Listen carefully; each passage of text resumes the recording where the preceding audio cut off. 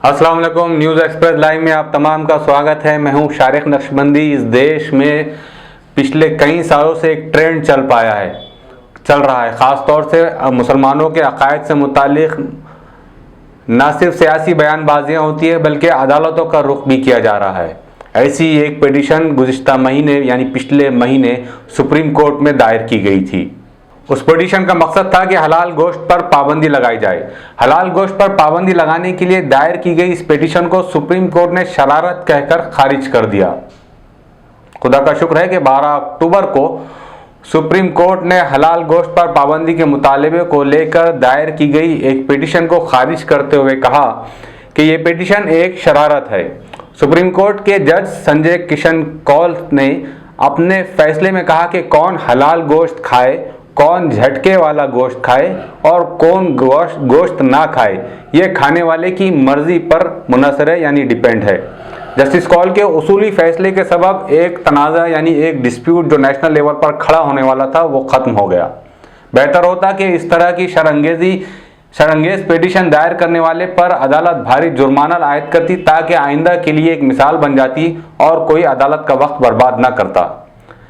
देश की अलग अलग रियासतों के हाई कोर्ट्स या मुल्क की सुप्रीम कोर्ट ने इस तरह की मुस्लिम या इस्लाम मुखालिफ पिटीशन दायर करना, अदालतों का वक्त बर्बाद करना, अखबारात में सुर्खियां बटोरना, अदालतों के बरामदों में जय श्री राम के नारे लगाना और हिंदुत्व के अलमबरदार बनकर अपनी लीडरशिप चमकाना अब मुल्क के भगवत अनासिर का शेवा बन चुका है।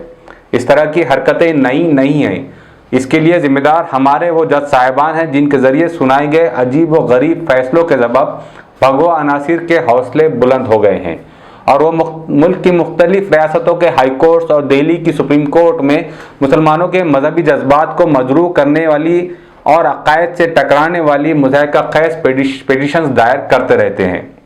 इन पिटीशंस पर अदालतों का रुख या फैसला कुछ भी हो, फ़िरका परस्त अर्जी गुजार मुसलमानों के जज्बात को मजरूह करने और मुसलमानों के तई इस मुल्क के आम हिंदुओं के दिलों में नफरत पैदा करने में ज़रूर कामयाब होते जा रहे हैं और ये मुल्क के इत्तेहाद, एकता और अखंडता के लिए ख़तरनाक साबित होता जा रहा है।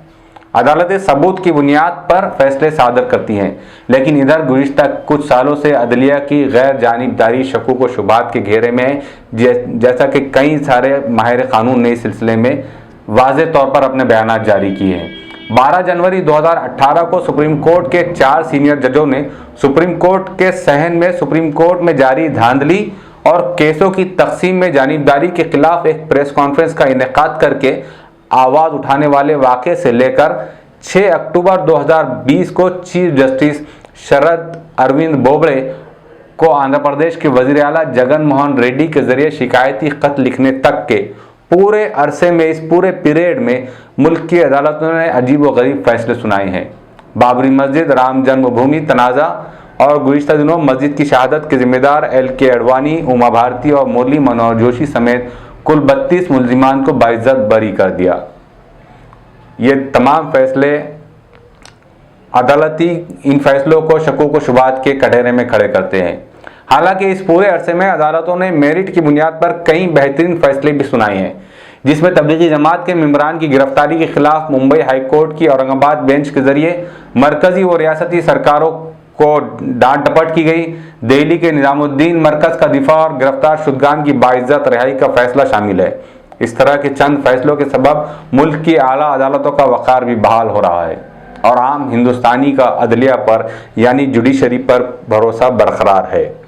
तो आपने देखा कि पिछले महीने जो एक पिटीशन दायर की गई थी सुप्रीम कोर्ट में, उसमें बाज़ाब्ता उस पिटीशन को शरारत कहकर सुप्रीम कोर्ट के जज कंवल ने जो है तो उसे रिजेक्ट कर दिया।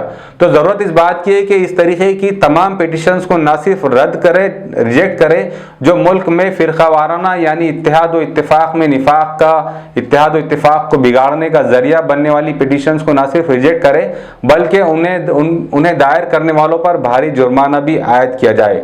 भारी जुर्माना आयद करने से आइंदा कोई भी इस किस्म की पिटीशन दायर करने से पहले 10 मरतबा सोचेगा और इसका सीधा फ़ायदा देश को होगा, देशवासियों को होगा।